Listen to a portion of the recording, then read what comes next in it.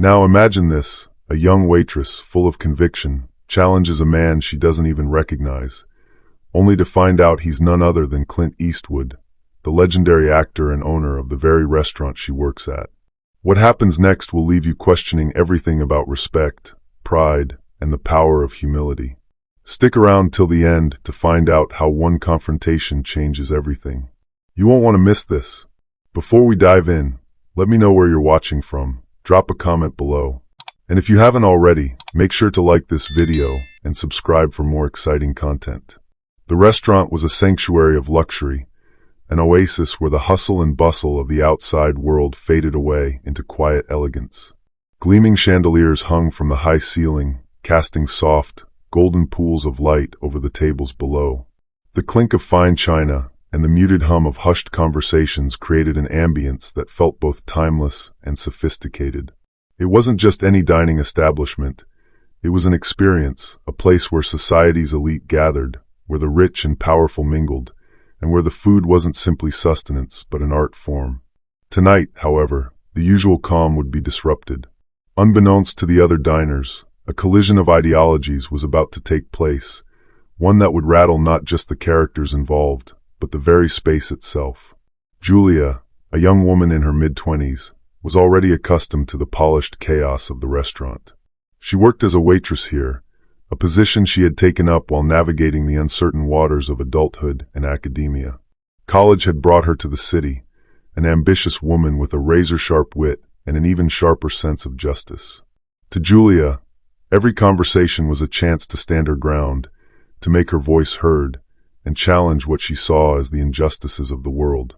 But in the opulent world of fine dining, where the wealthy gathered for their evening meals, Julia had always been a little bit out of place. She was aware of the subtle class differences that hovered in the background of every interaction. Her colleagues, often quiet and deferential, were used to the rhythms of the job, but Julia's restless energy refused to settle into the role of a mere observer. She had big dreams, dreams that didn't fit the confines of silver platters and white linen. She wasn't here to serve food. She was here to pay the bills until she could move on to something bigger, something that aligned with her beliefs, her passions. That evening, as Julia moved gracefully between tables, her eyes fell on him, Clint Eastwood. She didn't immediately recognize him. After all, she was a child of a new generation, one that viewed Hollywood legends as distant figures from another time. But his face seemed vaguely familiar, like a forgotten character in a book she hadn't read. He was an older man, sitting alone at a corner table, his sharp features softened by age. His presence, however, was undeniable. He wasn't just any older man. He was someone who commanded attention without uttering a single word. Clint was enjoying his meal, sipping wine in between bites, his expression serene but distant. He seemed completely at ease, unaware of the young woman across the room who was about to challenge him. The conversation at his table, however, was another matter. It was casual at first, a few words exchanged with the sommelier, perhaps a passing comment on the state of the world, something about the decline of civility in politics or the state of the country's economy.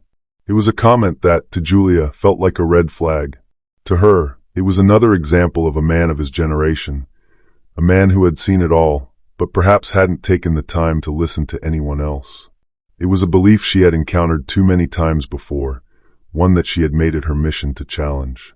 As she passed by his table, clearing a nearby plate, Julia couldn't help but overhear his words. They weren't loud or provocative, but they were enough to set off the internal alarm that had been ringing in her mind for years. "I don't know how anyone can think like that," she muttered under her breath, loud enough for Clint to hear. Her voice was sharp, almost challenging. Clint, who had been savoring his wine, slowly turned his head toward her. His steely blue eyes met hers, a brief moment of connection that held more weight than either of them anticipated. The surprise on his face was fleeting, quickly masked by a raised eyebrow. It was subtle, but Julia saw it. He sensed the challenge, the defiance in her words. A flash of recognition crossed her mind, but it was immediately dismissed.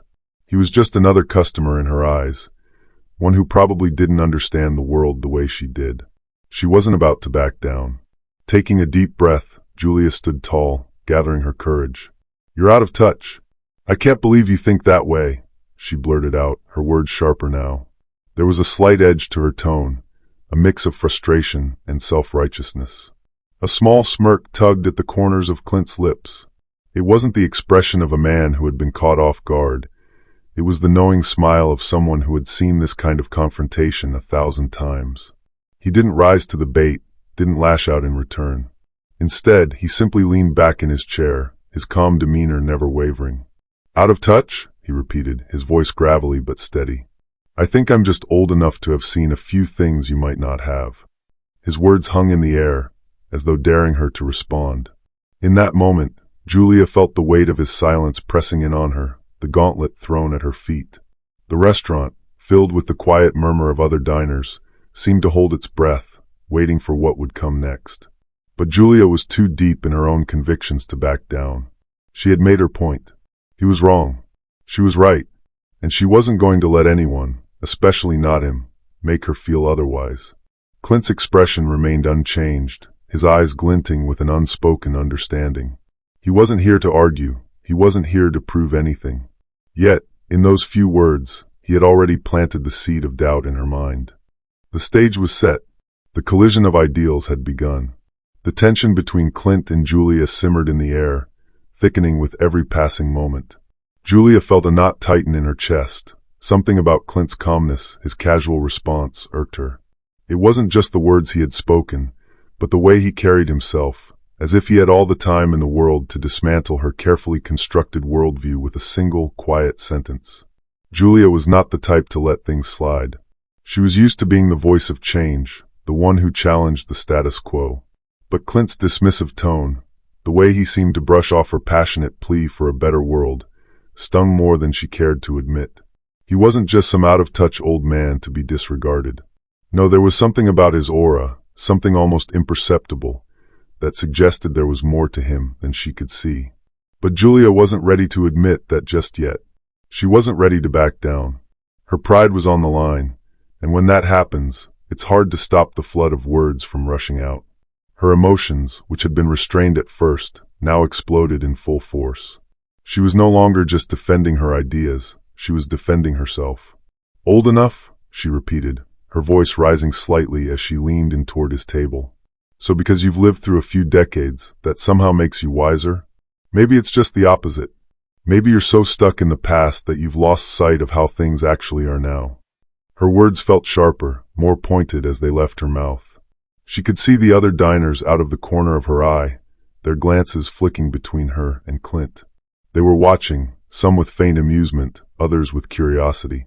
The scene was unfolding like a slow-motion train wreck, but Julia, caught up in the heat of the moment, couldn't or wouldn't stop herself. Clint simply watched her, his face calm, but his eyes not leaving hers for a second. His silence, though, was what unsettled her the most. It wasn't anger, it wasn't condescension. He wasn't reacting the way she had expected him to. Instead, there was a quiet strength in his gaze, as though he had been through enough to know that sometimes the best response to a loudmouth was just to let them talk. And that's exactly what he did. He didn't argue back. He didn't retaliate. He simply waited, letting Julia pour out her frustration. "Do you even realize how out of touch you sound?" Julia continued, now practically standing over him, her voice gaining momentum. "You talk like things were better in the good old days. But guess what? The world's changing. The old ways are dying. And you—" She paused, almost too late, realizing she had crossed a line, but it was too late to take the words back. "You're just a relic of a time that no longer fits. The world's moving on, and you're stuck in your ways." Clint's lips twitched slightly, the barest hint of a smile creeping up as if he found amusement in her certainty. But there was no anger in his eyes, no defensiveness. He remained an unmovable force, like a tree standing firm in a storm. Julia's frustration began to grow, her need to be heard intensifying with every word she uttered. She wasn't finished, though. It wasn't just about Clint. It wasn't even just about him anymore. It was about every person, every idea that Julia had ever encountered that she felt needed to be confronted. She had always been the one to stand up to the injustices in the world. The ones who thought they were superior, who believed the world was fine just the way it was. But she had to win this. She couldn't lose. Not here. Not to him. "You know what, Clint?" She said his name almost derisively, her tone thick with defiance. Maybe you don't even care. Maybe you're so used to being on top, so comfortable in your little bubble, that you don't even realize the damage you're causing. The world doesn't revolve around people like you anymore. The words hung in the air, and for a moment, time seemed to freeze. Clint remained seated, his posture relaxed, but his eyes now more focused than ever. There was no sign of anger or even irritation in his demeanor. It was as if he had heard it all before, as if this exact conversation had taken place countless times over the years. The other diners, who had been watching the confrontation unfold, were now whispering among themselves. Some exchanged glances, while others sipped their wine, perhaps amused by the spectacle. It wasn't every day that someone dared to challenge a man like Clint Eastwood in the middle of his own restaurant. But to Julia, none of this mattered. She was caught up in the intensity of the moment, her thoughts clouded by her emotions. Clint finally broke the silence. His voice was calm, almost too calm. "You know, you're not the first person to say that," he said quietly, his words carrying a weight that seemed to reverberate around the table. "But maybe that's the problem. Everyone thinks they have it figured out. Everyone's got a point to prove. But sometimes the world doesn't work the way you want it to. And that's something you'll have to learn, one way or another." Julia stared at him, her pulse quickening. There it was again, the calmness, the certainty, the way Clint spoke as if he had lived through it all and seen it all. His words were deliberate, calculated, and for the first time, Julia felt a flicker of doubt. Was she really in the right? Or had she been so consumed by her anger and pride that she was missing something? But before she could respond, the manager appeared at their table, interrupting the charged moment. "Mr. Eastwood, is everything to your liking tonight?" the manager asked, with a tone of familiarity and respect. Julia's head snapped back as she realized, too late, who she had been speaking to. But Clint didn't flinch. He didn't give any indication of his identity. He simply nodded and thanked the manager. That was when the bombshell dropped, and Julia's world shifted. The moment the manager spoke Clint's name, the words seemed to echo in Julia's mind like a bomb going off. Her heart skipped a beat, and a sudden, cold realization swept over her. The room, which had felt so full of life just moments before, now felt suffocating. Her legs felt weak beneath her, and she instinctively took a step back as the full weight of what had just occurred hit her. "Mr. Eastwood?" The manager's voice was polite, almost reverent, but to Julia, it sounded like a thunderclap in the otherwise serene atmosphere of the restaurant. Her mouth went dry. She glanced back at Clint, who had yet to acknowledge the depth of her error. He wasn't angry, nor was he even remotely fazed. He was simply sitting there, sipping his wine, as if the exchange between them had been nothing more than a mild inconvenience. "Mr. Eastwood," Julia repeated, her voice barely above a whisper. The name lingered in the air, spinning her world in slow motion. The Clint Eastwood, the Hollywood legend, the man whose films had shaped the American cinematic landscape. The actor, the director, the cultural icon. The man she had just openly insulted in front of a room full of high-profile guests. Her face turned crimson. The words she had hurled at him, every sharp, judgmental phrase, seemed to circle back around to her like a whirlwind. Her stomach churned, and her thoughts collided in a frantic scramble. This can't be happening. Her mind raced, struggling to reconcile what she had just done with the identity of the man sitting across from her. The man who had never flinched. The man who had never retaliated. The man who was in fact her boss, the owner of the very restaurant where she worked. The manager, sensing the tension, stepped away from the table, giving Julia some space. But the damage was already done. She could feel the eyes of the other diners on her, some curious, some uncomfortable, all witnessing her downfall in real time. The silence was oppressive, thick with the weight of her mistake. Clint didn't speak. He didn't need to. His presence, silent and unyielding, said it all. He was the man she had insulted, the man she had dared to challenge, and now, in the wake of her realization, all Julia could do was stand there, paralyzed by the enormity of what she had just done. Her voice came out in a whisper, a pitiful attempt at backtracking. I didn't know. I didn't know it was you." Clint looked at her, his eyes unreadable. He didn't offer an apology, nor did he demand one. He simply raised his glass and took another sip of wine, his gaze never leaving hers. For a moment, time seemed to slow. The entire restaurant, which had been abuzz with conversation moments ago, now felt like it was holding its breath. Julia's thoughts were spinning. How could I have been so stupid? She asked herself. How could I not have known? But it was too late for regrets. The words had been said, the damage had been done, and Clint Eastwood, one of the most powerful men in Hollywood, had just been publicly disrespected by a 20-something waitress who thought she had all the answers. And yet, there was no explosion, no outburst of anger, no scorn. Clint simply sat there, his expression cool and distant, as if the confrontation had been just another ordinary moment in a long and storied life. Julia's breath caught in her throat.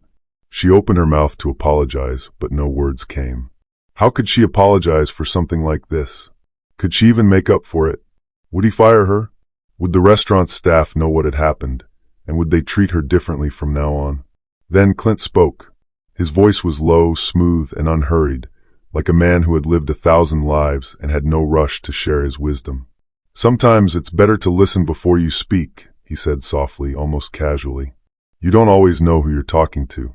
The words hit her like a freight train, but they weren't harsh or accusatory. They were a simple statement, one that seemed to contain an entire world of experience behind it. The weight of his message landed heavy on her, and for the first time since the exchange began, Julia felt a wave of humility crash over her. She wanted to shrink back, to disappear into the floor, but she stood frozen, unable to look away from his gaze. She opened her mouth to respond, but again nothing came. What could she possibly say after that?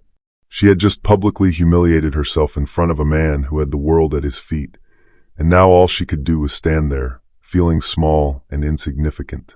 Clint took another sip of his wine, his eyes briefly flicking to the other patrons, who were all watching the unfolding drama. They too were waiting for the next move, curious to see how the young waitress would handle the situation she had created. But Clint didn't seem concerned with what anyone else thought. He wasn't angry. He wasn't upset. He was simply giving her a chance to reflect. He wasn't just teaching her a lesson in humility. He was giving her a chance to grow. The manager, noticing the shift in the mood, stepped forward again. Mr. Eastwood, if you need anything else. He stopped short, looking between Clint and Julia, sensing the moment needed to breathe. Clint waved him off with a gesture, signaling that he was fine. I'm good. Just enjoying the evening, he said. He didn't even acknowledge Julia's discomfort with anything more than a brief, almost imperceptible nod. For a moment, Clint and Julia sat in silence. The restaurant around them continued to hum, the moment now slipping into the past for everyone except her. She felt like a deer caught in headlights, waiting for the inevitable consequence of her actions. But Clint's silence was its own kind of power, forcing her to confront the reality of what she had done. Julia's heart pounded in her chest, her mind flooded with questions. What would Clint do? Would he let it go? Would he be forgiving, or would he seek some form of retribution? She didn't know. But whatever happened next, she knew one thing for certain. Her life was never going to be the same. The moments after Clint's revelation felt like hours. Julia stood there, frozen in place, as the weight of her mistake settled deep into her chest. Her heartbeat thundered in her ears, and her fingers trembled, gripped by the cold, tightening anxiety that came with the realization that she had just insulted one of the most iconic figures in Hollywood history. Clint remained as calm as ever, his gaze steady, unwavering, while the restaurant around them hummed with the quiet sound of forks and knives against plates, broken only by the occasional murmur of the other diners. The contrast between Julia's inner turmoil and the serene atmosphere of the restaurant was striking. Everyone else seemed to be carrying on with their evening, but Julia's world had just shifted on its axis. She felt a flicker of anger rise in her, at herself, at the injustice she had just unknowingly committed, but it was quickly replaced by guilt. The more she tried to make sense of her actions, the more she realized that her own pride and certainty had blinded her to the truth of the moment. Her mouth went dry as she finally spoke, barely more than a whisper. I didn't know who you were. Clint didn't respond immediately. He took another slow sip of wine, his eyes never leaving hers. His expression was unreadable, and Julia's heart felt like it was sinking. Was he angry? Was he going to fire her, or worse, humiliate her in front of the entire restaurant? She couldn't help but imagine what would happen next. The seconds stretched on, feeling like an eternity. The more she stood there in that suffocating silence, the harder it became to breathe, to think clearly. The sheer embarrassment was overwhelming, and she wanted to collapse, to escape into the shadows. But Clint didn't offer her the easy way out. Instead, he sat there, his presence unwavering, almost too calm for a man who had just been openly insulted. Finally, Clint spoke again. His voice was low but firm, every word carrying a weight that Julia hadn't anticipated. "It's not about who I am," he said, his tone measured, yet somehow filled with an undercurrent of something deeper. "It's about how you treat people. It's about respect. You might not like the way I think, but that doesn't give you the right to disrespect me." Julia flinched at the bluntness of his words. It was a truth she hadn't been ready to hear, but it was the truth nonetheless. She had been so sure of herself, so certain that her views were the right ones, that she hadn't stopped to consider the humanity of the person sitting across from her. In that moment, she realized just how little she had truly listened, not just to Clint, but to everyone she had ever judged from her high horse. "I'm sorry," Julia said, her voice thick with regret. She meant it more deeply than she could express, but it felt so inadequate in the face of what she had done. She couldn't take back the words. She couldn't undo the damage. Clint didn't immediately accept her apology. He simply nodded, his face still impassive. "You'll learn," he said quietly. "It's one thing to fight for what you believe in. It's another thing to do it with respect for others." The simplicity of his response stunned her. He wasn't asking for her to apologize. He wasn't demanding anything from her. Clint wasn't a man who needed validation or acknowledgement. He had lived through too many battles to care about winning this particular one. What mattered to him was that Julia understood the lesson, not for his sake, but for hers. Julia nodded, still unsure of what else to say. The words didn't seem enough. What she had said earlier could never be undone, but she could learn from this. She had to. The feeling of humiliation wasn't something she was going to escape, but it was a lesson in humility, one that might just change the way she viewed the world forever. The other diners had quieted, some of them casting discreet glances at Julia, while others seemed to be lost in their own conversations again. But Julia couldn't escape the feeling that they were all watching her, silently judging her for what had just unfolded. They weren't necessarily judging her for speaking out of turn. No, they were judging her for the way she had treated someone without understanding who they truly were. The realization was jarring. In her eagerness to fight for what she believed in, Julia had ignored the very thing she claimed to stand for: respect. She had failed to see Clint for the person he was, choosing instead to project her ideals onto him, without ever truly listening to what he had to say. "Will you fire me?" she finally asked, the words escaping before she could stop them. The question hung in the air, fragile and full of raw vulnerability. She didn't know why she asked it. Maybe it was because she was afraid that the consequences of her actions would be swift and harsh. Maybe she was looking for some kind of redemption or punishment. Clint's gaze softened just a fraction. "I'm not firing you, Julia," he said, his voice gentler now. "But that's not what this is about. You don't need to be fired. You need to learn how to listen, how to approach people with respect, even if you disagree with them." Julia nodded slowly, still processing the weight of his words. Clint's response wasn't what she had expected. It was more than just a simple rejection of her apology. It was an invitation to learn, an opportunity to grow. But the lesson wouldn't be an easy one. As Clint finished his meal, the silence between them wasn't uncomfortable anymore. It was the kind of silence that allows you to reflect, to absorb the lessons that life sometimes hands you in the most unexpected ways. When Clint stood to leave, he didn't make a scene. He didn't look back at her.